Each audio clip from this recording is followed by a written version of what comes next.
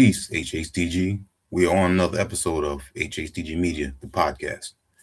And as always, a big thank you to everyone that's always tuning in through our YouTube channel, as well as our Facebook group, HHDG, which stands for Hip Hop Discussion Group. As you can see on our bottom banner, you can also go to our website, hhdgmedia.com.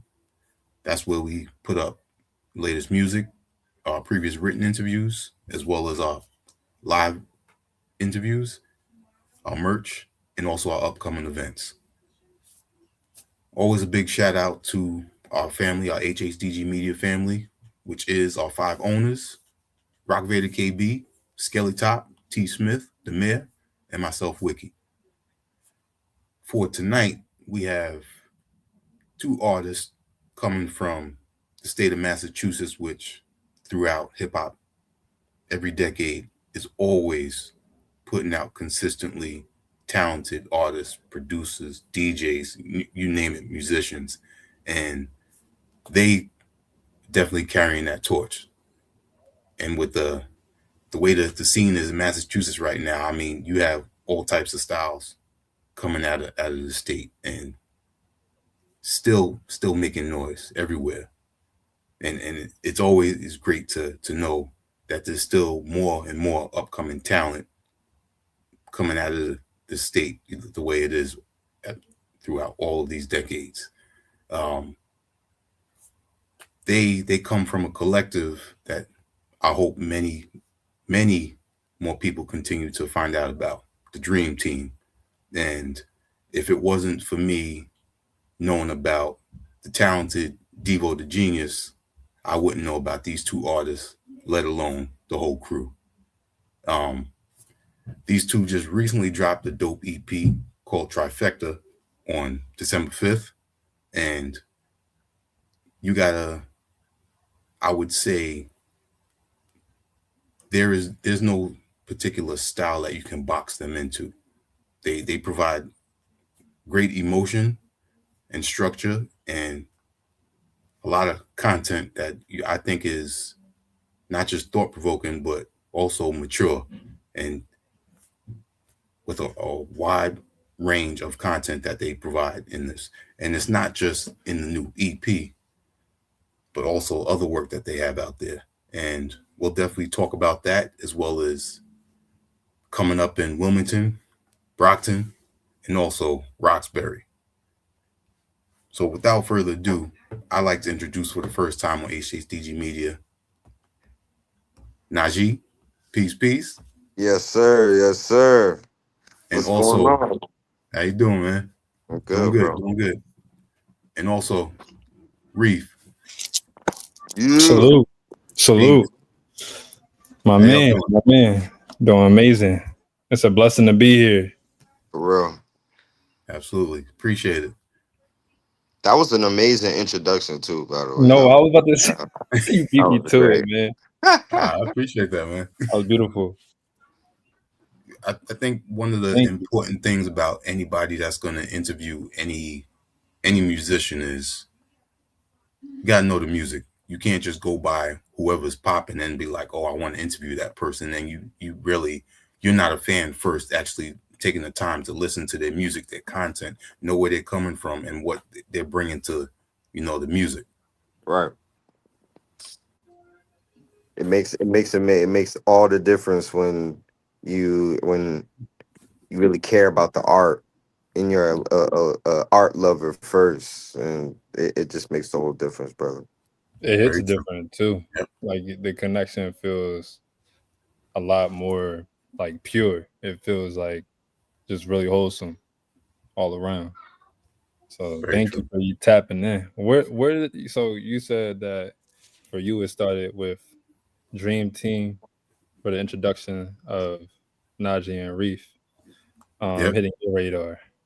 What exactly, like, what was the first, oh snap, who are these 2? I'm Good interested in question. hearing.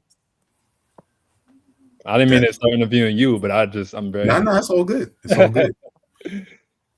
I gotta say, starting off sorry about that. Starting off the very last track, the posse cut, I heard it first before the visuals came out. And, seeing the visuals bring it to a whole different perspective. And I was like, damn, the chemistry of everyone, caught my attention. But then you listen to the other tracks that y'all are on, and then it sticks out even more. Because I'm trying to remember what track it was. It was the solo joint that you did. Lefty, was it Lefty Lefty, Layup? lefty layups. Lefty layups. Okay. Yeah. Yeah. That joint was gangster. That's my joint. Thank you, bro. And then from there, just again, there's not too many people out there that a collective like that have that type of chemistry. So to hear all y'all like that, that piques in my ears. I'm like, okay, what else they got out there? And then, hearing your joint Royalty and Break Free. I like to go down the rabbit hole and see what else is out there. So I'm definitely starting with that. Let's go. Okay. And you my bad. Go ahead. I was gonna say, I don't remember what project it was on, but you had a track you harmonized on at first. It was I think it was Racing for Pennies was the track. Racing for Pennies, that's off of my Purple Earth Theory project. Okay. Yeah. That's kind of a rap joint. I think are you talking about like This Time I'm Leaving? That one where it's like all sing, like the singing one? Oh yeah, I think that's what it is. Yeah. Yeah, that's my joint. Yeah, I think that was the track before for Racing for Pennies. Yeah. Yeah, man, that's my joint. That's one of my first bass lines that I came up with to record on an actual song. So yeah, man, that song is special. And then for you, Reef, there was another older joint, back then that I noticed. It was a Slim Thick. Slim Thick, yeah. Classic. The smooth joint. And again, this is another track where it shows how diverse you are too with the style, the same way Najee is. Facts. Thank you. I really like to showcase every I don't like you said earlier, like it's hard to really box us into one type of sound per se. And I definitely early on suffered from like imposter syndrome, and I'm like, oh man, I just want to be this type of artist or that type of artist, or whatever the case may be. And then I just broke out of that and was like, nah, like if you got something that feels right and it hit different, just do it. It don't matter. You know what I'm saying? Right. And that was one of them genres where it was like I definitely stepped out of my comfort zone, and it definitely took me further than I ever expected to take me, for real. That's dope. Real. So what actually sparked you to go out of your zone back then? I still do it to this day, but I think at that time, I would just say sticking to my gut, for real, just sticking to the core. Cause like early on, like I'm hearing a lot of mumble rap. I'm hearing a lot of people just say whatever, man. Me and Najee talk about this all the time. Like Najee really will like yo, what's the message you want to get across with this, that, and the third? You know what I'm saying? And yeah. Sometimes it's like it's just gonna be a fun track, like something that's not gonna have too much of a message, and it's not gonna be too thought provoking, but it still is it's a banger. You know what I'm saying? And it's like something that I just wanted to say, like, yo, like, you know what? I can make a track where people are gonna vibe with it. They riding in the whip with it to the club or whatever the case may be, or you hear that at a party. You know what I'm saying? Then that'll be another track that you make where it's like just a lot of head nodding, like real rappers or real fans of rap will be like, whoa, like they're really spitting bars right now. So it's like I love to be able to just showcase every aspect of what I can do. Yeah. And I'm going to really like tone into that more and like really just showcase all that. The versatility. And it doesn't sound forced either. Not at all. That's the best part about it. I appreciate Sounds that. natural. Thank you. Yeah. And the thing about a track like Slim Thick is, even though with the style you're bringing, you can still flip that and put some real in-depth content in there, and it'll still, it'll still bang the same way. It's all a matter of the person that's presenting it. Yeah, Mm-hmm. 100%, 100%. So tell us, y'all come up in Roxbury, and then you, Najee, was it Wilmington first, and then to Brockton? That's for me. So I'm sorry. Yeah, Najee, I'm sorry. yeah, you good. Najee's Roxbury, and then for me, Roxbury, yeah. Wilmington to Brockton. Wilmington, Delaware to be exact, not Wilmington, Mass. Yeah. Go ahead, bro. Go first. So for me, my father lives in Brockton, and Okay. my early days, like before I turned 13, I grew up from 1 to 13 basically in Delaware. And early on as a kid, I would come back and forth from Wilmington to Brockton, just visiting fam and things like that. And then eventually I moved up here permanently once my father had custody of me. So I went to Brockton High, and it's really hard to balance. Like, I had this debate with Samba. It wasn't even really a debate, but he just once said, and it kind of sparked my head, like, I don't know about that one. But he was like, yo, wherever you went to high school, that's where you're from. And it was hard for me to like resonate with that, because I was like, I don't know, man. Like, my foundation of everything I know is Wilmington, Delaware before I came to Brockton. Everything up here is new to me. And I garnered so many connections up here. I'm my own person. I began my own life up here, and I definitely grown a lot in terms of music up here as well too. But throughout the music, and obviously you can see where I'm from. Like, obviously you've done your research, so it's like I don't shy away from stating like where my roots lie and everything like that, but also where I'm coming from right now too. So Right. yeah, definitely witnessed a lot of things in Wilmington that I got away from to be in a safer space. And coming up here, people look at Brockton like, nah, that's not the safest space to be at. And I'm just like, sheesh, well, if only you knew. You know what I'm saying? So it's like I am I'm in a better space right now, but regardless, I'm able to like shed light on both life's, I guess I should say, or like lifestyles or different environments that I've lived. One thing Najee would always point out when it came to writing was I would say, what was it that you pointed out? You was like, you always say something along the lines of like, where I'm from, where I'm from, where I'm from. I would always like spit that bar, like where I'm from, Mm-hmm. and then I would Mm-hmm. just go off for something like that. Mm-hmm. And he was like trying to test me. He was like, yeah, I want to challenge you to like expand your vocabulary or expand your bars a bit more, so that you're not saying the whole thing over and over unless it's intentional. And I was like, yeah, actually, I am intentional with saying where I'm from, because I want to emphasize the bar in which, when I'm saying where I'm from, it's because this is what I witnessed when I was in Wilmington.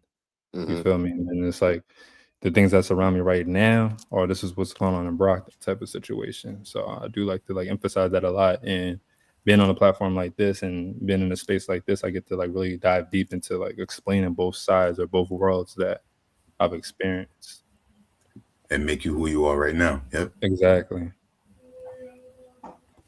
Well said, bro. My come up in Roxbury, for me, now that I think about it, it kind of was a match made in heaven, honestly. I mean, on my dad's side, from his generation, his siblings, he grew up in Roxbury at my grandmother's house. Like, that was the house he grew up in. So when I started living in Roxbury, this was the setup. This was prior to me really wanting to lock in with music. I got in my first rap battle when I was in the third grade, and during this rap battle, I won the rap battle against a fourth grader. But what was Mhm. interesting was I didn't use my own material. I used the 50 Cent verse, but because it was a Catholic school, they had no idea that it was a Disco Inferno, 50 Cent's first verse in Disco Inferno. But that let me Yeah. know, like, okay, even though this wasn't my own material, they believed it. I think I have something here. So in Roxbury, there's a Boys and Girls Club called the Yaki Boys and Girls Club, and they got a whole studio set up. Granted, my cousin who I was living with in Roxbury, he was a rapper too. So while I was going to sleep, I could hear him rapping in his room. And one day I went into his room and I was like, "Yo, can I record something?" And he's like, yeah, and this is like around the age of like 12, 13. This is when I'm starting to explore the realm of music. And he's Mhm. like, of course, let's do it. Write something. And I started writing to certain covers like In the Morning by J. Cole, when Mm, all the old school classics, like I would yeah. just remix them, put them out on Facebook, and then I'm like, you know what? Nah, I want to take this serious. And then when high school came around, ninth grade, I started to sell my own mixtape. And I told my pops, like, yo, dad, I want to do music. But he was like, okay, if you can create some music without swearing, I'll Mhm. take it serious. So he was Mm. always on me about my vocabulary, having a message, not just saying nothing, talking and telling a story. Cause he comes from like he's a photographer, but he's also a writer, and my grandmother was a poet, so he has Okay. that side to him as well. So once I came up with my mixtape, and I'm like, whoa, I'm selling it to my high school teachers, I'm selling it to everybody. Then I had that one person tell me, "Oh, your mixtape was whack," and then that was the moment I'm like, "I'm never again am I gonna put out whack stuff." Or every time I'm on a song, it gotta be great. And that led to me manifesting a producer, which then led to Mm. me manifesting my first management deal after I dropped out of college, and then from there, that led to me linking with signed major label artists, and working with them as a writer, and Nice.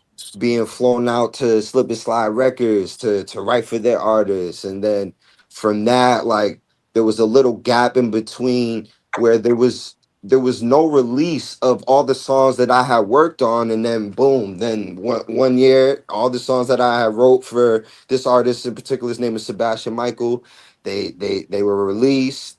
They're getting streams crazy, synced on TV shows. We charted on Billboard. I ended up working with Rhapsody off of a song that I wrote for Sebastian. Just a whole bunch of great opportunities came, all from, I guess, a rap battle. 50 Cent. You could put it on 50. Shout out But to my dude 50, man. Shout out right, to King Facts. for the inspiration, man. But that's that's Yeah. pretty much that's pretty much my come up story, and I've just decided to live live the life I want to live, and lead the life I want to live, and do what I love, and that's music. So That's And he dope. does this full time. He does yeah, this full yes, we time. do. Yeah. When it's not music oriented, is I have my own hip hop curriculum, so I go to different sites. I get booked at different events, and I teach my curriculum based on the fundamentals of songwriting, rap, poetry, and That's and great. creative expression.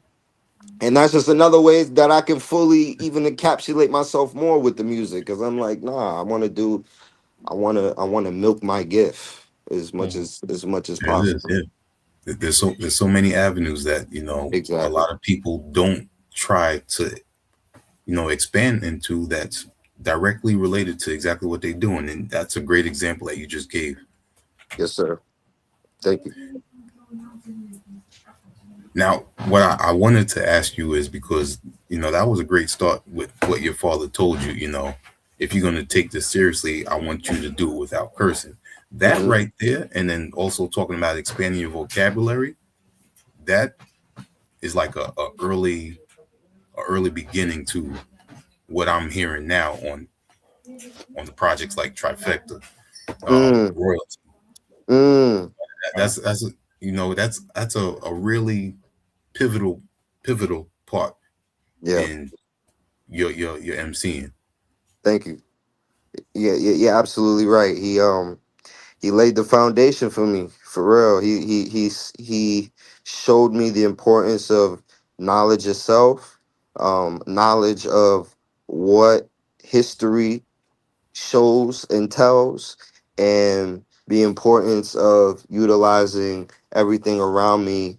My name means the beneficial one, so it's like I gotta utilize my gifts so that those that need to experience it and benefit from it can, as well as myself benefiting from it. Um, so yeah, man, you're absolutely right, bro. That's dope.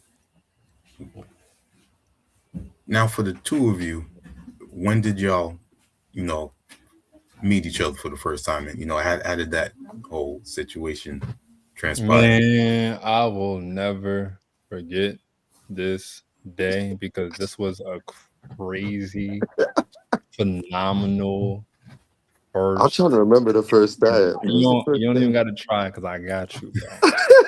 Yo, so we was in Lowell, right? I'm out there, and this is at a studio that was called Under Construction that Devo Mm, ran, right? And it was a group under construction, and it was a cook up day. You know what I mean? We was just out there cooking up. I want to say C4 was up in there too. Um, mm, Erdnase was there as well too. So it was me, Erdnase, and C4. We just cooking up. Devo's just doing beats or whatever.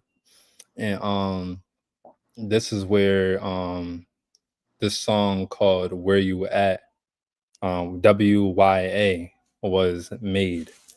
So the beat sampling, he's knocking it out. Devo's just doing his thing like he usually does, and I think he had it on a vinyl. Like he had the vinyl, he pulled that out, scratched it, took the sample off of that.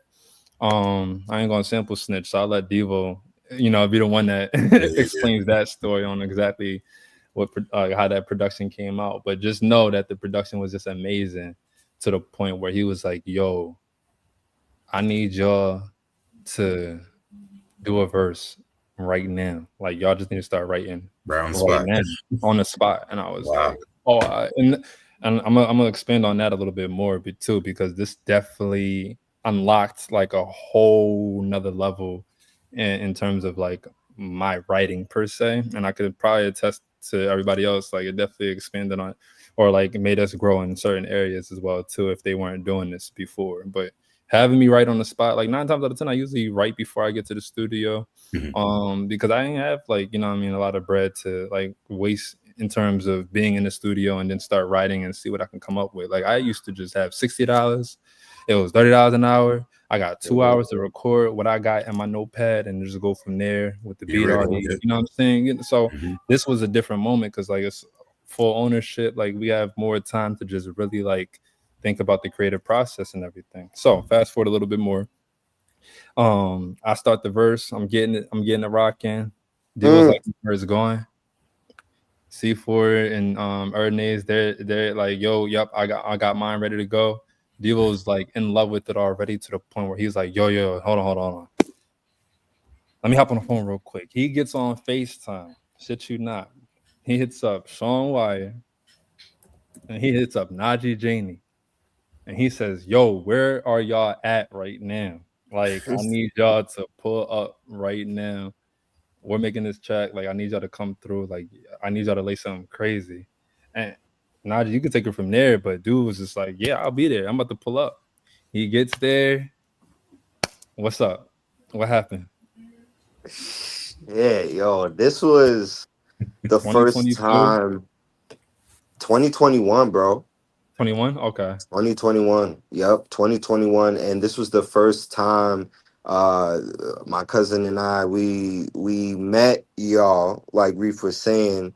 And honestly, I just remember everybody was going so hard on their verses. And then Devo was like, we about to shoot the video for it. And then that was the first time I ever like came up with a verse on the spot and then had to memorize it for the video. and it was fire. It was a pace, it was an energy, it was a synergy, it was a camaraderie, it was a great space and time. And I think the first impression, like off of respect and GP, like it was cordial. I might be wrong about the amount of times we spoke. I don't think we really spoke like that to each other the I first event, probably but saw your name pop up on social media, somebody like reposting you or something like that, and like I've heard about probably. you. But then You know, on the Genius Camp, when the Genius Camp came, remember at the lab, I feel like yeah, that was when we actually engaged in a conversation because I was like yeah, confused about some instructions for one of the production rooms. He was like, "Nah, bro, you got to go here, da da da da da." And then we ended up doing the records that we did in that camp. yeah, yeah. Um, Oh man, but it would I feel like we really didn't start like really rocking till the Champion Sound album. Because we those sessions like we it's deep. We're doing yeah, photo shoots like that photo shoot in the garage. You know yeah, what I'm yeah. saying? We're just doing way more That was months just like putting that all together for real. right, Yeah, that was beautiful. Hands right, down. right. And then yeah, man, it just led to that text like, yo, let's do a project, man. Let's start building the catalog. Let's see where we can take it. And Yeah, boom, trifecta was born. boom. Wow, that's crazy. And It all started with where you at, man. Right on But it started with Untitled where you at. Yep. Yep. Untitled 005. That was the bonus Shout out track, to man. Devo, yo, for real. yeah, He put a lot of and pieces together. speaking of Devo, he just popped in. So big salute to Devo. Oh, What up, Devo? boy. Where were you? Oh, where were you when I needed you? That man. Oh man. Like Yo, fair to again, so say, I gotta really emphasize like the beat was made on the spot. Artists were there writing on the spot. Artists were Man, called that's on the amazing. spot to pull up and then write some more while 3 other artists were in the process of recording their verses already. After facts. all 5 artists are done recording this masterpiece, it was no One questions, take. unanimous that we're going to Amazing. do a video right now. We all done stepped away for like 30 minutes to just keep playing it in our head to remember it. Yo, I went to I had my headphones in, yo.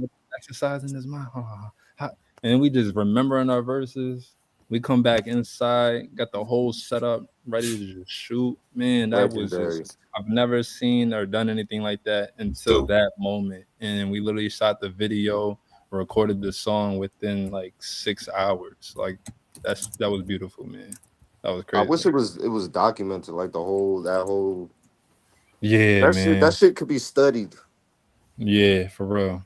For real. Moments like that you can't recreate for real. That's tough. Yeah, I Absolutely. love hearing about chemistry like that. And I think if I remember correctly, when I interviewed Devo, I think I mentioned to him he reminds me of Rico Wade from the Dungeon Family because Devo is a catalyst the same way Rico was, and he had that ability and that know-how of who is gonna fit certain songs, and like you were saying, he was calling up people while he was Yeah, in there creating.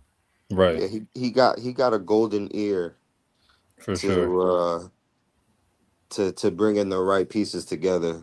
Yeah, And he knows how to bring the best out of you. I can honestly say for myself, like I've done some of my favorite in like best verses, like top 10 verses with Devo. Devo got at least 3 or 4 of my top 10 verses of all time. So yeah, shout out to Devo, man.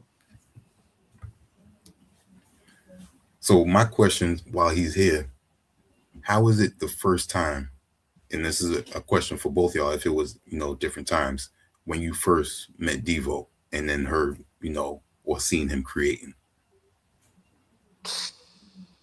You want to go, Reef? I Because already you've known know. him longer. You've known him longer. Yeah. Me and Devo, bro. I known Devo before. I'm sorry. I known Devo before I was calling him Devo. I known Najee first. And we was hooping together in college for real. Dope. Before I All right. even knew he made beats. Like I didn't even know music was the thing for this dude. And it was a mind-blowing day. So we already built the relationship. Just cool, like cool and whatever after practice, whatever we smoke, whatever we chill, go out here and there, whatever with friends and stuff like that.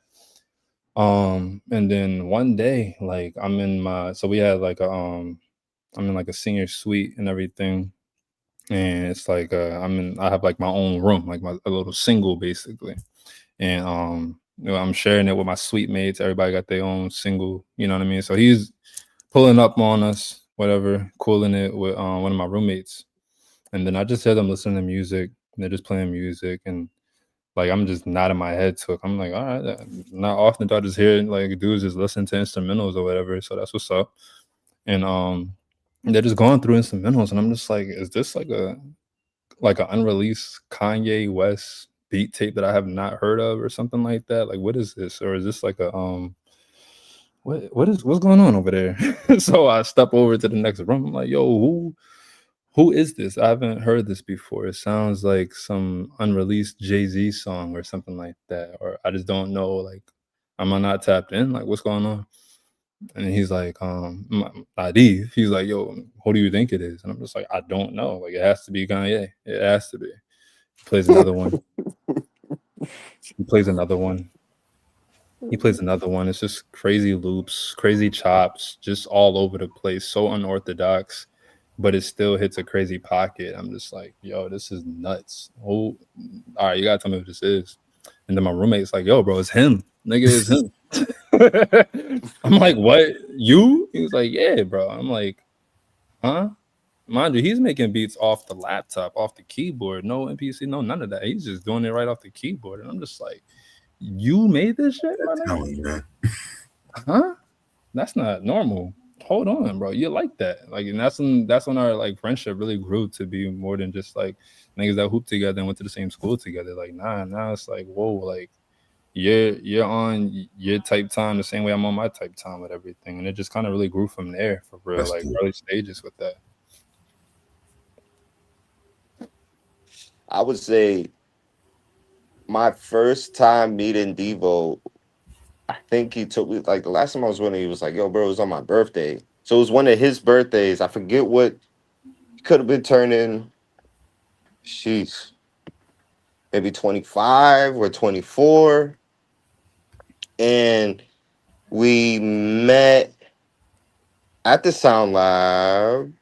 Yeah, I think it was at the Sound Lab, and we chopped it up. It was boom, boom, boom, and then he started playing some beats, and the rest was history. Really, from there, I all I remember after leaving that first session was like, wow, Dilla's back. We got Dilla in Massachusetts. This is we got one, guys. So from there, I think my cousin Milk, like, it was Milk session. Like, he knew of Devo prior, and I just tagged along to head to the Sound Lab, and that's how I met Devo. Um, but yeah, like I said, I left the session feeling like, yeah, this is a potential renaissance that is brewing right now. This is like, Boston, the East Coast needs this sound like this, and Mm-hmm. yeah, man, that just, I feel so privileged and favored to just be amongst the community of musicians that I'm in with. Nah, for real. Facts. 1,000%. Man, that's dope.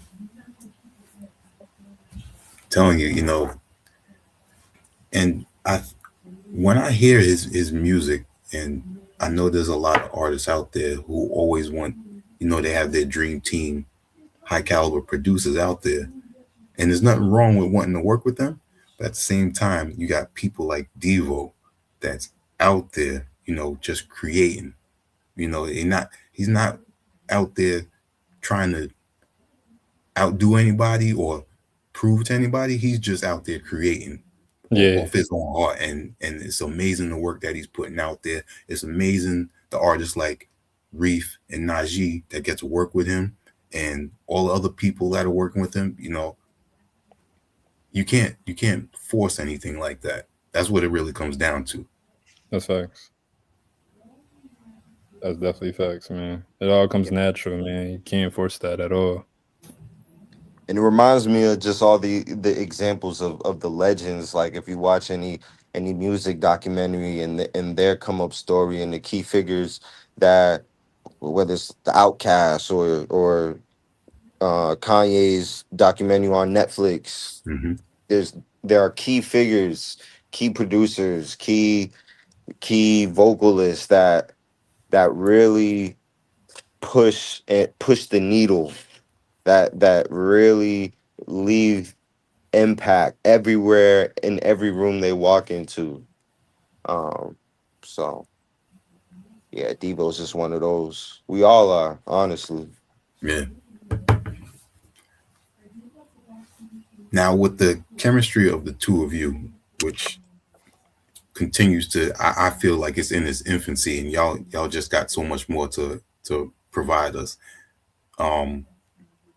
But what I like about the two of you is, and you both mentioned this too, the importance of content that you're putting out there. You're not putting anything whack or lazy. You're putting in that time to make sure that these songs are structured properly. These projects are coming out, you know, proper clarity. Got a dope engineer with you all the time, and with that comes, you know, a lot of people that they don't know what to expect because they might not know your name just yet. Yeah. They press play on your music and just opens up to, you know, a whole world of who's this Reef guy? Who's Najee? And you know, like I said before, I like to go down a rabbit hole. So find more and more. And then you got a joint Reef on I forgot the name of the album that just came out this year. But Arif. Arif, yep. The joint with C4. Did you hear? Did you that hear? joint right there? That's one of my favorites. Did you hear what they say? I'm so glad that one didn't leave my hands, man. Yes, that was a beautiful track. Thank you for that. Thank you for even noticing that. Wow. That was a beautiful session too. It was another one of those on the spot sessions. I just happened to be at the lab. We cooking up. Again, the whole project's fully produced by Devo.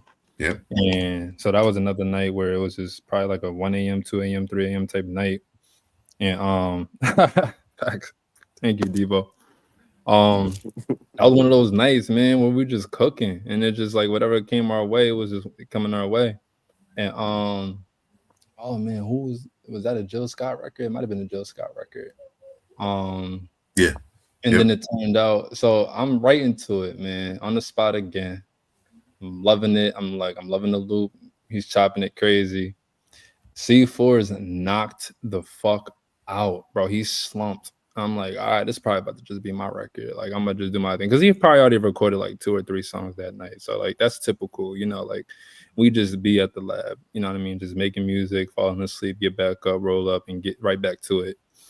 But this particular track was hilarious in terms of the making of the song, because again, he's knocked out, and I'm like, all right, Devo, I'm ready.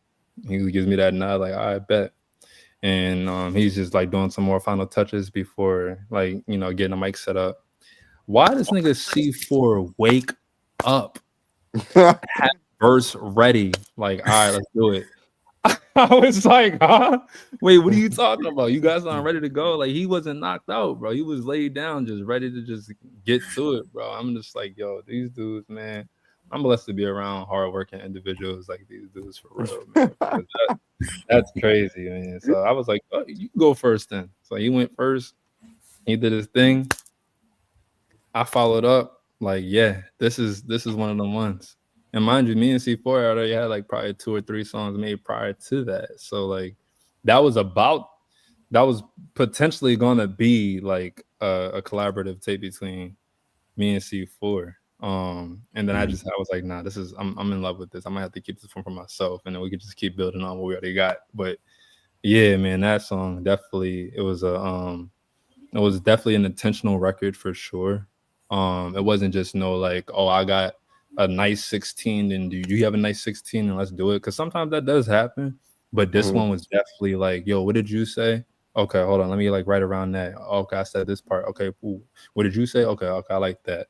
I'm gonna build off of that type of thing. And it was one line in particular in which he was talking about a daughter and his father, and we both kind of like tapped in on that line and expanded off of that. That was really beautiful writing experience for sure to collaborate, hands down. That's dope. Wow. Thank you. See, I love hearing stories like this, and not everyone that's interviewing a person would actually, my memory of a favorite song of yours, bring that up and then have you give us a story like that. Yeah, man. Every one of those songs, man, it just brings me back to the moment that it was being made. And it's like the reason that project is what it is because all 10 of those songs were just too special not to like let out anymore. It got to a point where I'm like, I have to do something with this and really like piece this together, because that could have easily been a 20 track album. That could have easily been a 15 or a 25, but I was like, nah, these are my favorite 10 that we've made. And it's very cohesive. It's very versatile. And it has like every element that, my craft really should be showcased as per se. So yeah, that was definitely one of those ones where it was like, you just can't let that sit in the vault forever. Definitely feel that. Now you, Najee, you also display that you not only listen to a lot of genres, but you also show that you can perfectly fit in those other genres as well. And I think a track that is a really good example of that is Bright Lights off the Break Free album. Oh, okay. Wow. Thank you. Thank you for that. Bright Lights is fun fact about Bright Lights. Initially, that song was for a Pathfinder car commercial. It was for Okay. I made that song intentionally for a Pathfinder commercial. You know, one of them joints where they're speeding around the mountain in the pathway type shit. So Wow. that was the intention behind it. But then the company didn't pick up the song. So I was like, all right, let me just put it on this project then. But that song, I think for that genre, kinda I haven't done records like that, but I appreciate artists that do, and sometimes it's like a spark of a moment where the inspiration might come from a conversation I hear on the way to the studio, or conversation I'm having with the producer or engineer. A lot of the lyric wise, it comes in the spirit of moment, whether whether I don't have to write the lyrics down on the pad and I can just go from my head. Those are my favorite. But yeah, Bright Lights, that was initially for a car commercial. Oh, wow.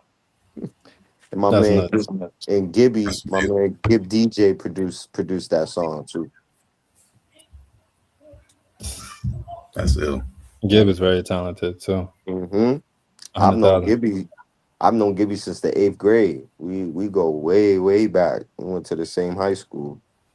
Shout out to Gib too. He just didn't he get placed on the JID album this year, the JID? Yeah, he got Yeah, Grammy that's right. nominated. I Shout out thought to I saw Gib. that. Yeah, Yeah. Congratulations to Gib. Big congratulations. Yeah, big accomplishment. Um, yeah, man, I'm proud of bro. He's been putting in a lot of work. An amazing multi instrumentalist. Mm-hmm. Doesn't sample, sample like he's just a freak of genius. Like you could tell him, one session I remember, this was like maybe 2013, 2012. We just gave Gibby emojis on what we wanted the beat to sound like, and he made it sound like that. Like, it's wow. great. Yo, that's nuts. That's crazy. That That's boy Gib, amazing. man. I've only had the pleasure to work with him once at the G Camp. That was the only time I got to work with Gib. But even in that moment, we was on the clock. I think every single session, in terms of like artists rotating to different studios at the lab, it was like 3 Mhm. different studios or 2 different studios. We was just rotating between, and I got to get in there with Gib. I think it was like, what was it, like 30 minutes on the clock, 40 minutes on the clock, or something like that. You I think it gotta was cook up the 30. beat. Yeah, Yeah, yeah. within 30 minutes, you gotta cook up the beat. Artists got to write to the beat in the process of it being cooked up, and then you got to record within that 30 minutes. Like, you don't got that much time, and we made some amazing work in that time frame, for real. Yep. I That's gotta look dope. back at my Google Drive to listen to that track again. Was we and you on that track together? Was it? Yes. Yes. I gotta listen to that again, bro. Yes. I'll That's send it to crazy. you. I'll send it to That's you. crazy. Oh man, Dun. I'm trying to remember your verse. I couldn't even. There was so much that was made that night. Like, I'm I just like, know, I wouldn't even know where to start, but I know I would surprise myself if I heard it again. I'm gonna be like, yo, there's been plenty of times where I like rehear or like re-listen to songs that are so old, and I'm like, wait a minute, I said that shit? I made that? yeah. Fact. Damn, Yo. that nigga spitting. Who that? Yo, nah, but yeah, being around certain people and being around like certain environments bring the best out of you, for real. And That's that yeah. definitely was one of Absolutely. those moments where it tested my pen. So yeah, I'm honored to be able to work with Gibb in that way, and I definitely gotta tap in more and just get some more sessions with him, make something Mm-hmm. happen, because he's really talented, for real. So I love the fact that I'm privileged to be around different producers that have a lot of different I would say like uh processes, and like seeing the both sides of the spectrum is dope, because like you said, like Gib doesn't sample, Devo does a lot of sampling, so it's like I get to see both mhm. elements, or seeing both sides of the spectrum, and then still being able to like mesh very well within both of those elements. So it's really Mm-hmm. just, again, certain producers are going to bring out certain aspects of your writing style or your craft in general. Got you. Absolutely. Najee, if you don't mind me asking Najee a question, I really want you to Got expand it. on this one YouTube clip. Mm-hmm. It was a session in which Najee and Gid were, and this is just to test how talented these two are. Um, they basically, it's very similar to like a G Camp setup, but just them two. And they picked like a topic out of the hat, or like a genre. They chose like a genre out of the Okay. hat in which the beat was gonna sound like. And hmm then did you also choose a topic on which you were gonna write on, or did you just choose the No, genre out of so it was the genre and then whether I was gonna write out the lyrics to the song or freestyle it. mm, mm. Mhm. So That's it came crazy. out. It came out to writing out. Yo, I know which video you're talking about. Yeah, bro. I did my rabbit hole when before Mm-hmm. like, really getting to work with Najee a lot. And I'm like, yo, this is crazy. Like, he's next level for sure. He's one of them Thank you, ones. bro. You could Yo, tell just something special. that session was the first time doing a live recording of me coming up with a record from scratch, and it Yeah. was so funny that same time. That was my first sync I ever landed. That song landed my sync It with did. that Tyler Perry's What? Sisters on Sisters on the Wow. Sister Show.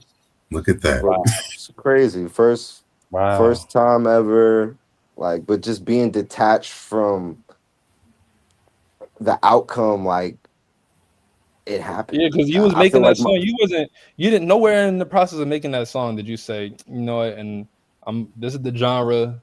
I'm either gonna freestyle right to it and then I'm gonna sync it to a Tyler Perry John. No, you did not do that yeah, shit, bro. nah. Like what? That's crazy. Yeah, That's bro. crazy. Wow. Just wow. Mm. Najee, with the experience that you're getting outside of just creating your own music, I Mhm. want to know more about your curriculum and your workshop that you Mhm. do. Let the people know, how you started this, and is there a certain age of people that you teach? So my curriculum came, the idea, first of all, the program is called the Village of Hip Hop, and it started in the pandemic. And essentially I wanted to find a way to embark on my entrepreneurship and be 100% all in on the music. So what I did was I went around to schools in the city, my old high school. I went to Bridge Boston Charter School, a bunch of different schools, and brought my ideas based in the fundamentals of songwriting, poetry, creative expression, and rap. And from there, I wanted to make it for all ages. So we started doing our own events downtown, having spaces where the public could come in, and I'm doing like a class for 35-year-olds, 40-year-old, like it's all ages. And now I'm even at some sites I have kids that are 6 years old and 7 years old. But the my main intention with doing a program like this, because not only was I introduced to the arts by attending programs like this, but I just want people to recognize their superpower, even if it's not music, even if it's not anything within the arts, just being amongst others that are entrenched within their world. You can be inspired and finding your own. Yeah. So yeah, man, that's really what my hip hop program is about. Long term, like not even long term, but I'm next steps is taking it to colleges and worldwide, nationwide. There it is. Yep. Mm-hmm. And yeah, it's a branch, it's a branch within my music tree that that's growing beautifully. And yeah, I'm just grateful for how it's been turning out, really. I'm learning so much about communication, how I could communicate better, how to read the room. I'm learning so much about Mm. myself, like within showcasing hip hop. Like it's crazy. Hip hop is so universal. It could, like, it's deeper than what it appears to be nowadays. Yeah, Yeah. Um, but yeah. that's great. I've said this before, and it's to keep the culture and just music in general thriving. You got to understand that there's more than just what you see. There's so much going on behind the scenes that can be done that continue to help elevate the music. And hearing your story and seeing how you've continuously progressed, and you doing so much aside from just hip hop, is music and entertainment. Hmm. And you got the workshop, you're working with different artists, you're doing songwriting. These are all the little things that a lot of artists that are coming up, they don't think about. They're thinking more of, I can rhyme and I want to be in front of the camera. But Yeah. there's so many other things you can do behind the scenes, just in marketing and promoting yourself, that you can do Absolutely. that'll get that exposure out there. Absolutely, and there's many ways to skin the cat, and at the end of the day, you have to ask yourself what type of life you want to live. What are your goals? If you are a musician, how do you view being a musician like? What do you want to be able to, if you don't care about who listens to your music, do you want to just rap and sing for the subway?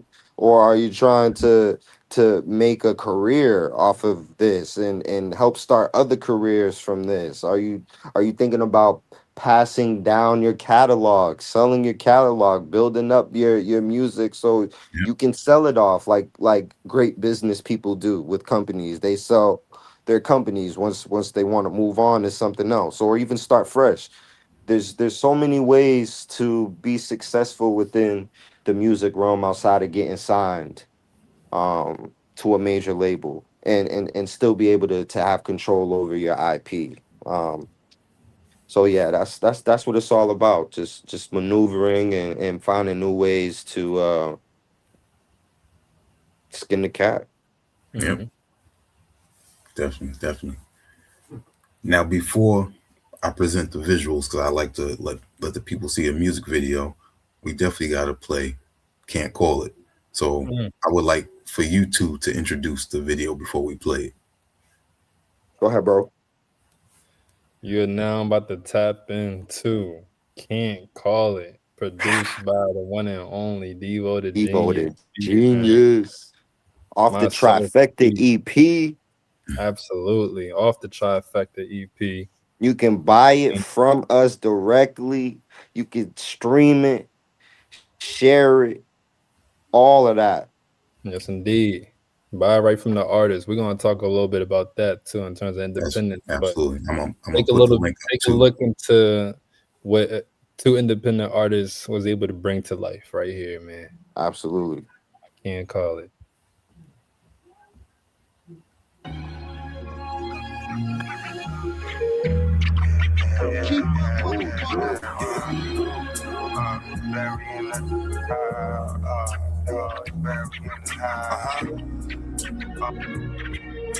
Yeah.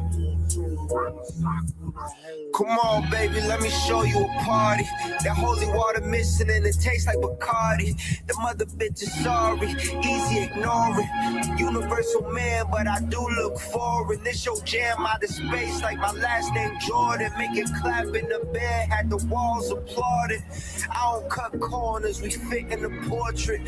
Flowing through her waters like streams and orchards. Then I swam to like a nigga was snorkeling. It's like every time we fuck, a nigga refocus. Through my dance in the bed, we just waves in motion. I get around her body better than some lotion. It's some real guy shit. One look and I got it on some real fly shit. We ain't stay at the bottom, but she just backed that ass up on me. Mama was squatting. I love when she pop it. It fit my key inside it and lock it. It's never a problem. But if there was, you know I'ma solve it. 2 peas in a pod, Hermione Potter. I'm a wizard in the room, baby. Yeah, I know what to do, baby.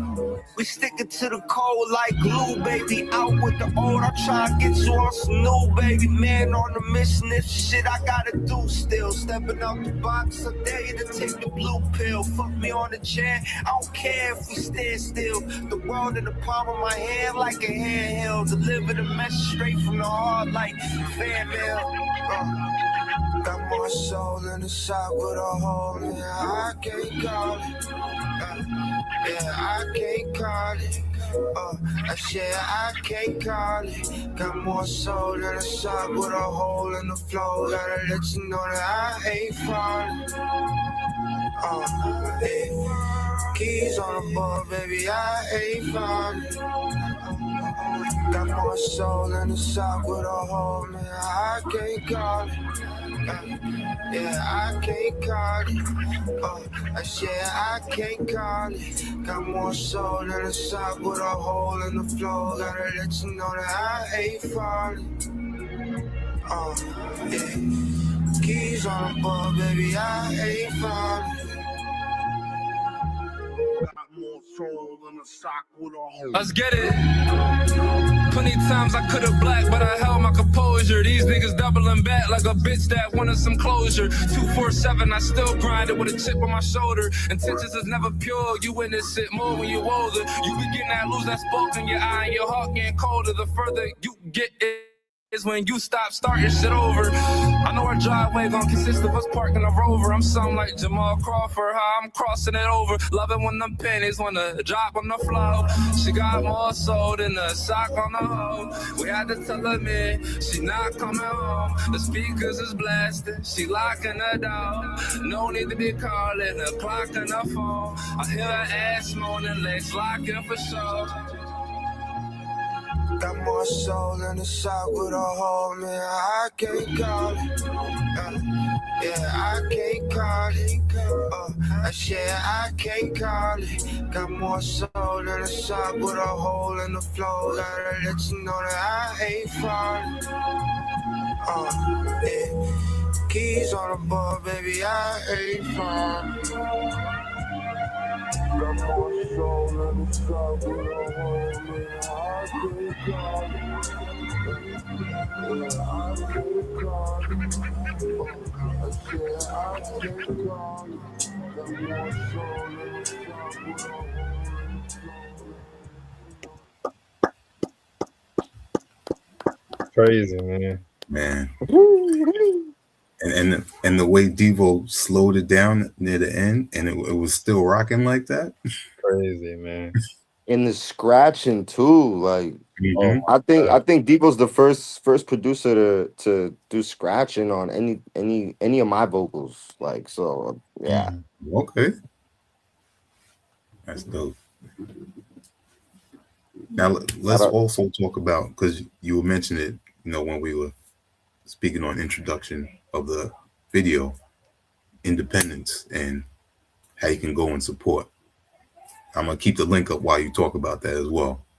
Yes, absolutely, man. Independence is definitely a major component to, I feel like, as what Najee was talking about earlier, like this renaissance that is coming about within the scene right now.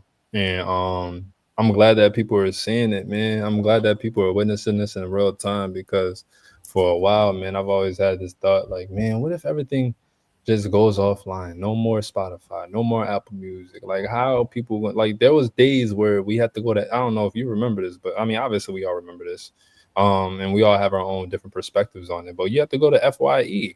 You remember that? You had to go to FYE to grab your record if you wanted to listen to something. And you had to go back to the crib, pop it in whatever you had, whether it was a Walkman or, you know what I mean, a 6 CD player, whatever the case may be. Like, that's how I was listening to music growing up, you know what I'm saying? Before Apple came out, before Spotify came out. So to see a lot of things become so easily accessible has made it where I feel like the perspective on it, and that's not my perspective, but from the outside looking in, it has brought down the value, because anybody can just say I'm an artist tomorrow and just post something up, and then it just be some mid shit. Like, somebody gotta just say it. Like, it's not always going to be the best music coming out from certain people.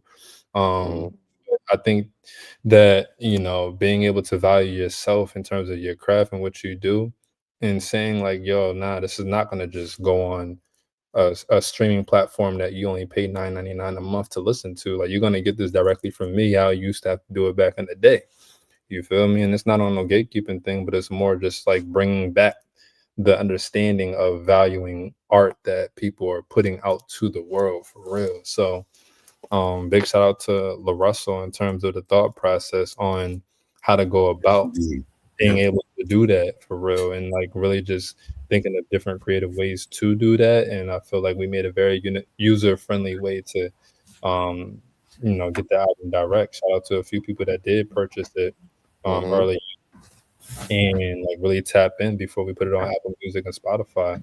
Najee even himself doing with his own tapes, he putting his stuff on Even Biz. You know what I'm saying? Like, people being able to come directly to us, like, you really get the not just forget talking about the data and the analytics on like who's purchasing it and where they're getting it from, but like, you really just to get to like have that wholesome fulfillment of like, wow, like this does really mean something to whether it's 1 or 2 or 5 or 10 people out there, to the point where they want to come directly to me and support me in that way for real. So like, man, it really does like mean a lot for this one person, two people, whatever the case may be, not just to comment and like or repost it, but to actually purchase it directly from me and then give me feedback and say, yo, I just listened to it. Like this is tough. And I'm like thinking to myself, like, wow, this is not even on SoundCloud. This is not on Apple. Like you got this directly from me. And we're doing this in the new age. Back in the day, you had to pop the trunk open and you had a whole drum full of CDs in the trunk. You feel me? Like, yo, you think about the Wu-Tang era, like people was really doing this right from the mud. And it's like, I'm glad that we're able to bring that energy back, but in 2025, because obviously, again, everything's so watered down. So you have to do it in a new way. You know, you have more access to be able to get it out to people that's in California, Texas, Florida, Italy, Europe, whatever the case may be. Anybody can tap in now and purchase it from you direct. And I really think that's important that we're going through this renaissance of being able to value art again. This is a monumental moment. And I'm glad that we got to roll it out this way for real and just do this directly to the consumer. Yeah, absolutely. That's and right. it's not talked about enough because there are so many examples of independent artists that are on Forbes because they have their own community, whether it's from Alchemist, Tech Nine, Russ, La Russell, Master P back in the day with Cash Money, and well, not with Cash Money, but Cash Money. Then also, even with I forget bro's name. But there's just so many blueprints. Nipsey, like Chance the Rapper, bro. What? Chance the Rapper he's slept on how great of an artist he is for making a way independently. Like there's just so many, there's too many examples, and we just have to continue forth on creating our own oasis, our own ecosystem where we're in control. Like we bring back the Black Wall Street in the music where artists are owning their own and they're providing their own and they got their own database where they're in control of the metrics, because realistically that's the key. ones that the ones we're not in control of, we're getting robbed from the most.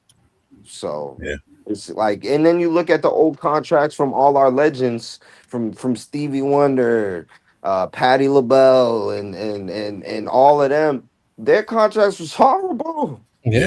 Motown Records was started because Berry Gordy had, I think they got like a $20 check from a song that he wrote, like when him and his band were working on records, and he's like, nah, we ain't doing this. We gotta make our own. And then he ended up selling it for 20 million.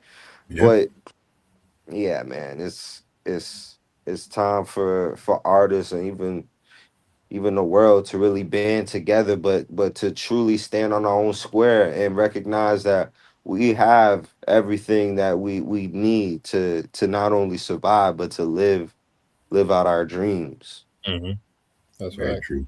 Even outside of, I hate to like tangent off of a whole different industry, but even the movie industry, we saw a couple years ago with the strike that all the actors and actresses went on, because of like just not having the right contracts in line. There's people that had monumental. I can't even get too deep in terms of like which actors, but I know you all witnessed that. You know how many people spoke out on that, showing their checks on series that they were doing that were like 5, 6, 10 seasons long, and they only getting pennies on a dollar to, you know what I mean? Like that's crazy. That, and I'm just like, wow. So no, it's not just happening in music, but it's just really happening to the art community itself. And like we really got to lock in, study all the logistics on how to protect yourself, how to protect what you've made, your IP, and really push that, because now the information is right in front of your face and it's accessible for all of us to do easily. Or still just throwing it out there and not even protecting themselves, and not even like doing it in a way where, you know, it's one thing if, you know, you want to do this as a hobby and you're like, you know what, I like writing, I like making music, you know, I just do this for fun. But I just saw who said this? Beanie Siegel just said this the other day. He was like, listen, if you're not really tapping into the ASCAPs and the BMIs and really understanding what your IP can do for you, then all you're doing when it comes to this music making shit is just an expensive hobby. That's all. And I'm just like, shit, like that really made me like put my back against the wall and say, nah, I gotta like really make sure that everything's lined up the right way. Because yes, like if you're gonna keep putting, you know, thousands of dollars into music videos and reaching out to so many people so that they can be a part of the videos and making sure that the music is coming to life when it comes to the engineers and producers and setting up different venues to do the shows and all that. And like you got to think about, all right, what's the next step after that? Like, what if this shit does skyrocket? Are you good to go? You know what I mean? Or is somebody going to strike it down? You feel me? So, yeah. You got to really just be intentional with everything that you do. It can't just be no more expensive hobbies at this point. You can't just be doing this shit for fun no more. You're like, yeah, if you want to showcase your craft, that's one thing. If you don't really care about the outcome and you're just like, yo, I really just love doing this and I don't care what comes out of it, by all means, throw that shit out on SoundCloud and have fun. But nah, like once you get to a point where you're doing this consistently, it's like, all right, like when are you gonna like make this a career for you? So that's my tangent. I see. This is why I like speaking with people like yourselves, because you get it now. You know, the music portion is minimal compared to the business aspect of everything, and that's what a lot of people don't understand yet. And the two of you definitely have that understanding and continue to push it that way. That's facts, man. Just really keep people understanding like how the funnel should really be like, because again, it wasn't like this 10 years ago, to be honest, or maybe 15 years ago, I should say. 10 years ago it was starting to be like this, but 15, 20 years ago, no, it wasn't. You didn't have access to music that easily. You really had to go out there and get it. So yeah, and you had to be good too. Like, you first of all, I keep forgetting that part. Like you actually have to be good. It wasn't as easy. You don't have fucking 100,000. How many songs is released a day? I think it's like 150,000 to 200,000 songs released a day, bro. Like that was not happening 10, 15 years ago. Not at all. Not a chance, bro. Not at all. Not a chance. Like I said early on, just when I started first getting to the studio, I had $60 to my name, and I had to have everything ready before I got to the studio for that 2-hour time block at the lab. Before it was even at the lab, it was right next to the bat station at the time in Brockton. And I'm just like, yo, this is what I got to make it happen. Like, what's up? You know? So, yeah, man, it's really about just intention. That's all I can really say to like a better word, just intention behind everything. Yeah. And I'm glad you mentioned LaRussell, because I've been listening to him for quite some time now. And every time I hear him talking, you know, a little interview short or a full interview, or even when he has the backyard joints that he does, you know, I'm an older guy smiling at seeing this young man who said, I'm not going the major way. I got my people here. I'm putting my community on at the same time. I'm doing the guerrilla style videos, which are getting lots of views. And I know these execs are pissed off seeing stuff like that. Yes, indeed. Yes, indeed. And he's having fun at the same time. And he's turning down. And he's fun, he's having fun, and he has the power to create and live to create. Like that's the goal. Like just I'm gonna create whatever I want, and I have a audience to enjoy what I create.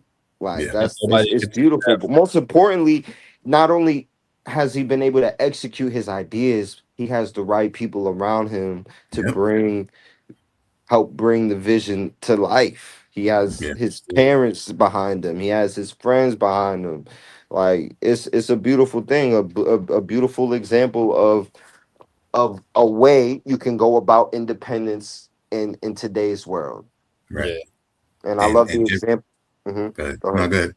No, I was gonna say, like, I love the example. One of the examples, you know, and not everybody rock with his music. That's fine. I happen to like a couple of his joints, but I'm more in tune with his business acumen.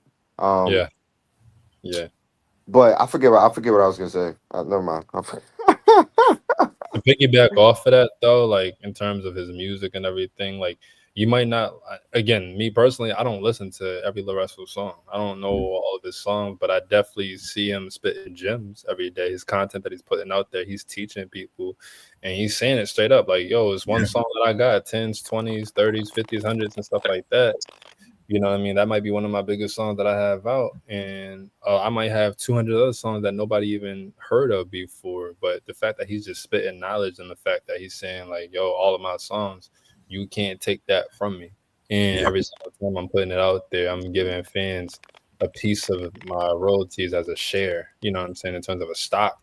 I'm just looking at this like, yo, this is like revolutionary right now. So it's like, that's what made me a fan of him. Like you're saying, the business model of what he's putting out there, the game that he's putting on, the knowledge that he's putting out there is really like resonating with me 100,000%. So that's where my respect lies with him on everything. Even if I don't listen to all his albums and stuff like that, just what he's teaching about independence is really like motivating me to say, like, yeah, you know, what is stopping you at this point? Because you got all the tools right there. You got your BMI. You know what I'm saying? You know how to get. You know how to go to the TuneCore and get your publishing all taken care of. You know, you know the right outlets to reach out to if you want to pitch it to get synced and things like that. You're around certain artists and certain producers that are doing that at a high caliber level. So, like, what's really stopping you at this point? Yeah. And Najee, you know, I'm not going to stay on it, but I just wanted to say you mentioned something that's important too. He has a lot of key people around him, which they all have their own talents, instead of being around a bunch of people that are always just want to get put on and want to be in front of the camera. You know, all that works together. And I mean, look at what he's doing. And there's other people out there doing the same thing. You know, when their time comes, we'll be talking about them as well. Yeah, and you have a responsibility as an artist and as a human being to garner the proper discernment where you can pinpoint the right energy and the wrong energy and what both attract. And it even outside of the industry, just in life, period. I mean, plants are not going to grow in an environment where metal music is playing. I did a science project on plants in like the 6th grade. And it only grew in classical music. Like it only grew in a room where classical music was playing for my project. And that let me know, wow, your environment really has an effect on you. It's just a matter of, are you going to be a product of your environment, or are you going to have the environment become a product of you, i.e., what are you feeding yourself? What do you have succubus energy around you? Are you draining your life force from hopping to shorty to shorty, or from man to man, or just constantly giving your energy out? All of that matters at the end of the day. And if you're constantly pouring out from the cup that's leaking, it'll never be full. So yeah, that's something I've been working on for sure. Because I've learned it's important to keep your sanity, and having the wrong person in your life is not going to add to that. Like it'll take away from it. And so I'm practicing discernment every single day, discipline every single day, and knowing, okay, who's for me, who's not for me, who can I build with, who can I talk about my ideas with, and I feel like they're gonna turn around and get jealous of my ideas because they don't have anything going for themselves. Like, yeah. Yep. Facts. I want the two of you to give us a great a story of the Sound Lab. Sheesh. Any story you want, you know. Say it again. You said you want us to say it again, bro? A story of the Sound Lab. A story of, there's something wrong with that. Like a story of what? I'm sorry. Try muting at the yourself. Sound Lab. Yeah, I think your mic might be messing up a little bit. give a story that of the sound lab? Yeah. Damn, that's a lot of different stories I can expand on. Oh shoot. Okay. It's gonna be like, I'm sorry, but it's gonna be like 3 stories in one. These are the first 3 things that All good, all good. All right. Story number 1, Milk. Milk Shaw comes to the studio, and this is before the Blue Room is what it is today. This is before the Elevation Room was the Elevation Room now. It's the Elevation Room, but before I think it was just called the Blue Room at the time. So the setup was different. We in there, we're cooking up, Devo's producing some things. Najee's in there, a few other artists as well too. I think C4 was in there as well, and they're cooking.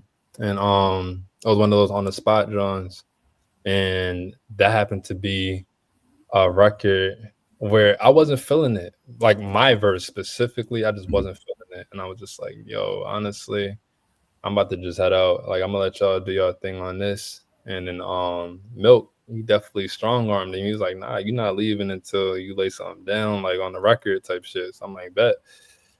I laid down some shit. They fucking with it. I was like, I'm not fucking with it. Like, we gotta be real with ourselves, y'all. This is not one of them Reef verses that is gonna see the light of day. Like, I'm gonna keep it a buck. But at that moment, I literally, my drive home, I'll never forget that drive home. And I was telling myself, like, never again will I pull up to the studio and I don't have something that's better than the last shit that I've written. You know what I'm saying? Whether I've written on the spot or whether I come prepared, like, I was very determined to make sure anything is just better than my next type shit. So then that leads me to story 2, which is the Champion Sound sessions. That is something that is gonna be like a monumental thing that's embedded in my head forever because of like there's hundreds of sessions that we've had over the span of a few months. Whether all of us were there together, whether it was 3 or 4 or 6 of us in there together cooking up. Just thinking of like different ways to do different schemes on basketball and the Olympics, and just like being the best, representing from your perspective and coming together as being, you know, the representation of like Massachusetts hip hop in that moment. Like really just elevated my pen on a whole different level. I think I've like surpassed myself as an artist in terms of like my writing abilities in the process of like creating that tape for real. So like that was really a dope experience to have. A lot of documentation for that shit too. So it's like we can definitely dive deep on like a lot of different songs that were created in those moments. But that's just something that's always gonna stick with me, man. Like just making that whole tape was just beautiful. And like being able to present that in terms of not just the music itself, but just to roll out the content behind it, people seeing the basketball cards and the videos that came along with it at the same time. So many different artists in the state was pulling up trying to get on the tape too, and it was just like, nah, bro, like it's too not on some cocky ego like, oh, it's too late to ride the wave, but it's like clearly like what's happening right now is garnering like that law of attraction and bringing people that are very high level wanting to be in the same environment for real. And then now 3 brings me to Arif and my individual tape, my debut album, half produced, or I should say half recorded at the lab, and the other half was recorded at Under Construction, where me and Najee first met when they came to Where You At for Untitled 005. The lab was a huge component to my debut tape, man, because not only did I record there and like execute everything right there too, but I did my first live experience. I didn't even want to call it a show. I said I want to call this a live experience because, you know, like I want y'all to experience everything that I went through in the process of making it, being in the same space that I made it at, and being able to deliver that to you direct to consumer. As my debut, I was really astonished to see like the feedback that I got on that, to see how many people tapped in to, you know, like my first tape. I'm just surprised, like, wow, so many people purchased it. And I did the La Russell tactic in terms of like name your price. And I set the bar at like 25. You wasn't gonna cop it for less than 25, but to see people still pitch 40 at me, 50, 60, a couple people did 100. I'm just like, oh shit, like, you know, my eyes was opened up to a whole different caliber for my debut to be like that type of outcome for sure. And again, the lab was a big proponent to that. Nicole was a huge component to making that happen for sure when it comes to the visuals behind shit. For the circles. Devo was a big component to obviously the tape itself because it was me and him. And just the lab being the foundation of it all in terms of like where I was able to present that at too. Like people was not only able to name their price for the tape itself, but they was able to name their price for pulling up to the show as well too. It was all like offer based. You feel me? So like I don't know, the lab is definitely a place where I can safely say that that's home base for me, and I get to really grow as an artist there for sure. And seeing my evolution, I'm really proud to like always look back and see how far I've come in terms of like my craft growing. And like to wrap this all up, like the lab has been a big proponent of me elevating my craft every single time I get into the booth for real. Like I don't one thing for sure, like to piggyback off of what Najee was saying earlier about like freestyling and writing, like no matter what I do in that moment, I definitely always want to. I'm very particular in making sure that like what I do now is better than what I did before. And sometimes that can be a hindrance for sure. It could slow me down, it could slow down the process or my output.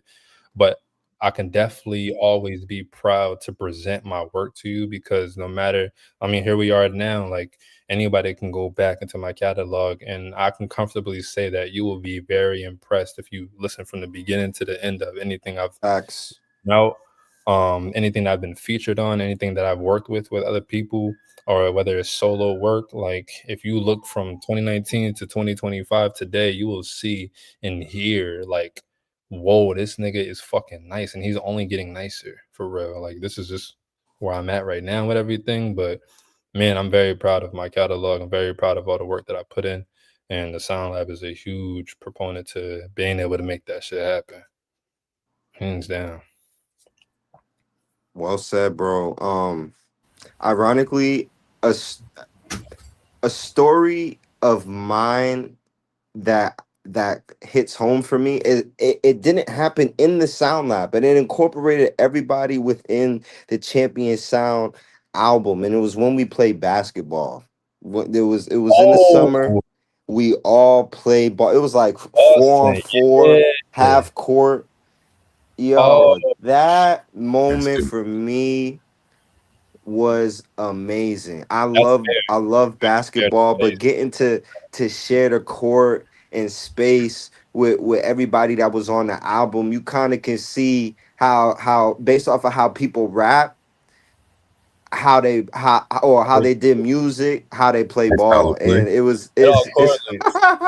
Yo, that's it just like uh, it made for me it just made me have way more respect. Not that we need to play ball in order for me to respect you, but it just yeah, it, I it know. just gave me more of appreciation Right. of all the times I've been blessed to share space with everybody on the album, the Champion Sound album. Everyone I've met at the Sound Lab, from Devo to Nicole to MCI to just everyone there playing basketball with him outside the studio is something I'll never forget, and it's forever imprinted. Um, so I would say, yep, that's one story, and then another story. Let me see. Hmm.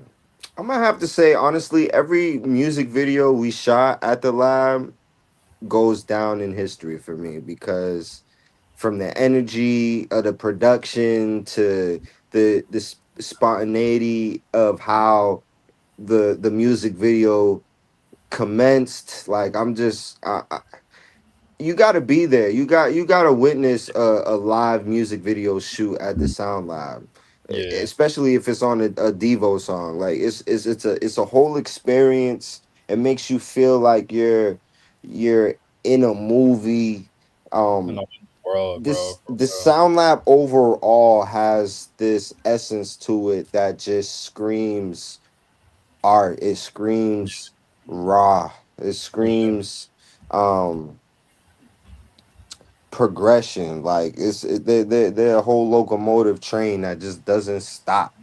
And yeah, man, I'm very proud, like Reef said, of the music. That granted, I've made a good amount of songs at the Sound Lab, but I'm relative in comparison to Reef. I'm relatively new in going to the Sound Lab, but the time that I've had there, those will forever be in my heart, for real. Shout out to Boogie. Shout out to 211 first and foremost, the owner of the Sound Lab, for being able to give us that space in terms of being able to develop our craft, come in there with new ideas, like just basically opening his home to us for real. Yeah, the black owned Yep. business. For real. I don't know. Shout out to Boogie, the photographer there. Shout out to Nicole, the videographer. She does everything. She checks off every box in terms of what she does. Shout out to again Devo. Shout out to Samba. Shout out to the whole lab team for real. Cam. Absolutely. It's so many different folks that are in the lab day in and day out. Shout out to Khan. He's making the place even better, more beautiful, hanging things up, doing the different flooring down there, creating the venue setup. Like the lab is just continually like growing every single day, and like being able to offer like more for the community of artists. Like there's not a lot of people, there's not a lot of places you can go to where you can tap in with the producer, make a record from scratch, and then go right downstairs and make a music video in a place that's worth over hundreds of thousands of dollars with all the equipment that they have, the whole setup that they have there. It's all in one, man, for real. So like, shout out to them for just being able to allow us to be in that space day in and day out, and then just really do what we love and just live out our passion. Yeah, that's beautiful, man. Whole creative space. For sure. It's a hub, man, for real.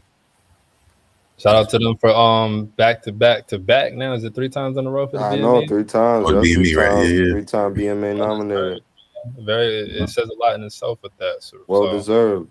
Yes. And for the artists, man, that's a space. Any space that's generally for the people is always gonna win.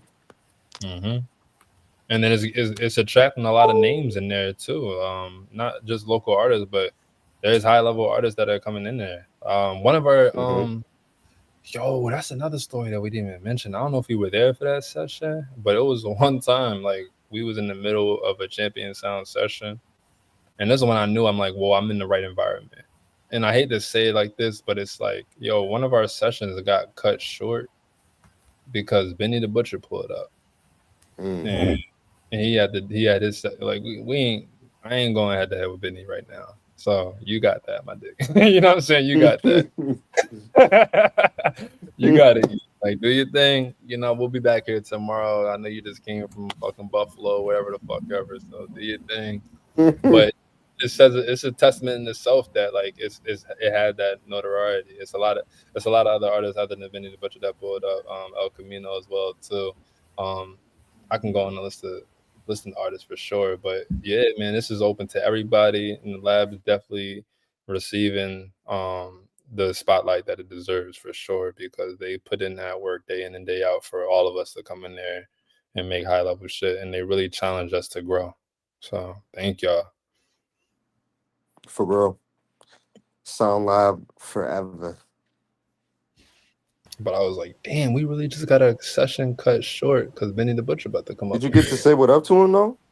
Nah, bro. Like I just yeah, it was like I saw like the whip pull up, and I'm just like, all right, that's definitely blacked out fucking whatever it was. It was a blacked out whip, all black, crazy rims and shit. I'm like, yeah, I don't think that's somebody in Brockton pulling up right now for sure. I'm like, yeah, this nigga's tripping, nigga, no bullshit.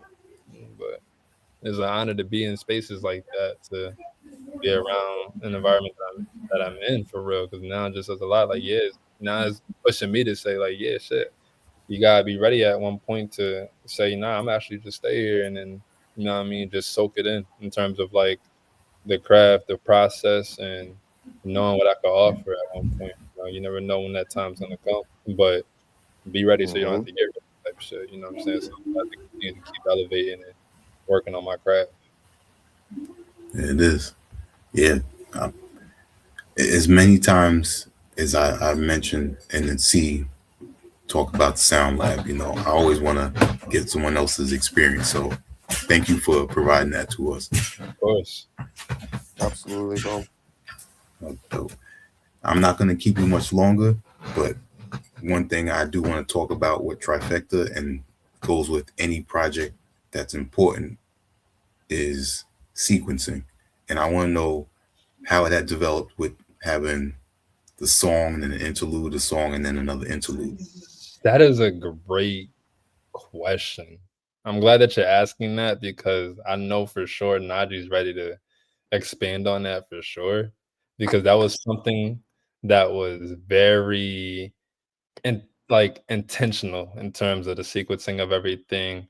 And we definitely took a lot of time into making sure that, you know, it was a continuous flow. It didn't, you know, you could just listen to the whole thing through with your eyes closed and not even know which track you're on in a way. Like it just felt like a movie for real if you were listening to it with your eyes closed. It's kind of nuts. Yeah. But go ahead, Najee. I think that'd be best for you No, to no, explain. yeah, absolutely. You pretty much said it. I mean, the sequencing really because of the length of the EP, the interludes came into effect just to fill out what you what a listener might feel like, oh, this is kind of short, but like with the interludes there, it kind of makes it feel like it's a longer experience. But shout out to Devo because we recorded the interludes all in the same day, Yeah, and just like back to back to back, and it was fire. It was all improv, yeah, um, and we just wanted to create this story of a before and after effect of what it was like. We stepped outside of ourselves within the interludes and went into the world of Trifecta, and then we was outside the world of Trifecta and talking about it.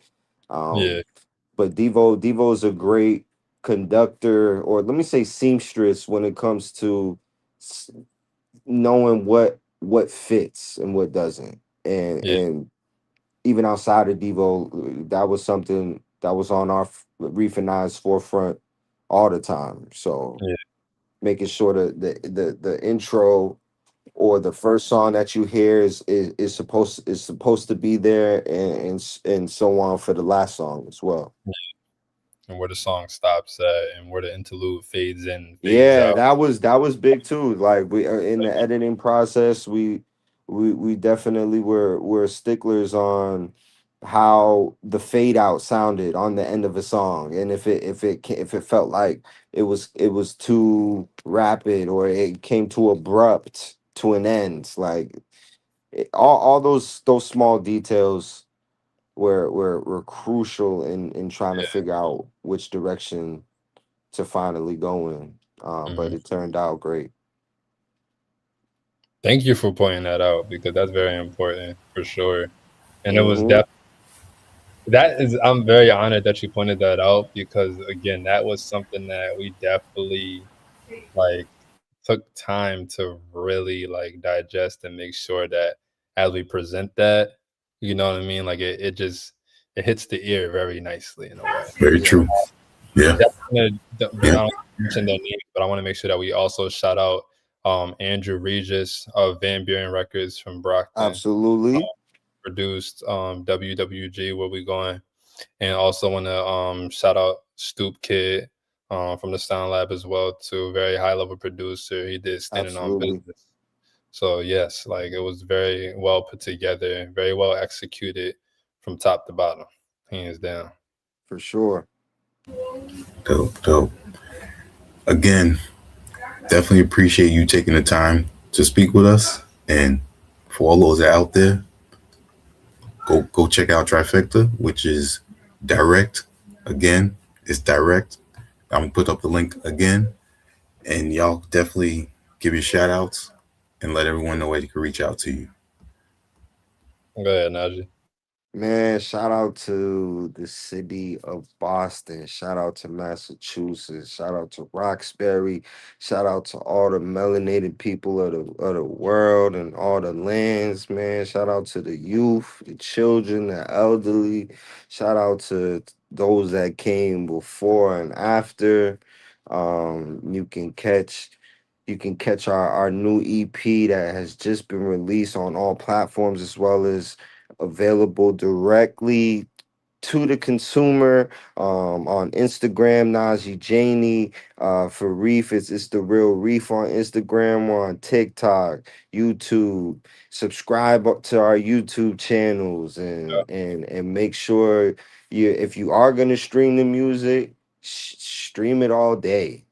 No, Stream it will. all day, 100 Yeah, times. You know what everything. I'm saying? But That's where that shit, buy the music. Buy the man. music, man. For real. It helps us continue to be able to put visuals out and create more music, honestly, man. So Yes. definitely just keep tapping in for sure, any way possible. And even if you can't tap in terms of purchasing it, reposting it is free, sharing it is free, liking and commenting is free. That helps us get a name out there a bit more. So definitely keep tapping in. For real. Shout out to the Most High. Shout out to my family. Shout out to my fiance, Yes. son. Yes. Without them, I wouldn't be where I'm at in terms of just continue to elevate myself as a man, and as an artist as well too. Shout out to the lab, of course. Shout out to Devo, Nicole, Bug, 211, everybody in the family when it comes to the lab. Because without them, I wouldn't be able to push out most of the art that I have out right now, for real. Shout out to Najee, of course. Shout out to Wiki for having us here today. Shout out to you, bro. Thank you, man. And shout out to anybody that has tapped in, no matter where the journey started for you in terms of listening to myself, listening to Najee. Shout out to y'all for just tapping in and seeing the journey evolve to where it's at right now. And I hope that you go down the rabbit hole of seeing where it all started and just seeing the evolution of everything grow to where it's at right now, man. Because it feels like it's been a long ride, but in reality, it's really only the beginning. So it's only a lot more to come. It's only a lot more to come. We've been saying that about Trifecta too. Like, we've been really stuck on, like, what can we call it? Is this an appetizer? Is this, you know, it's just it's a lot more to it that we can keep like going off of, for sure. So this will be the first of many to come between myself and Najee. There has been a lot in the past that has showcased why we are a great mesh when it comes to our crafts coming together and collaborating right now. So I'm honored to be here, be on this platform, explaining and going deep into the stories of like how we got to where we're at right now. So thank you, man. Thank you for having us here. For real, thank you, bro. For real, this is an amazing opportunity. I love what you're pushing and what you're behind, man. And this platform is necessary, bro. So thank you. Appreciate it, and I will continue to let the world know through, like you said, like, shares, repost. It's free, and also support. So appreciate y'all. Yo, we have an event though coming up. In January for Trifecta, bro. We would love to. Nice. We would love it if you came. Yeah, that would be hard. That would be hard. For having us on this platform, you're definitely coming for free. Just let us know if you're available to come through, man. We would love to have you there. Send me the info. Of course. All right. Say less. All right. On behalf of our HHDG media crew, we're gonna say peace. Peace.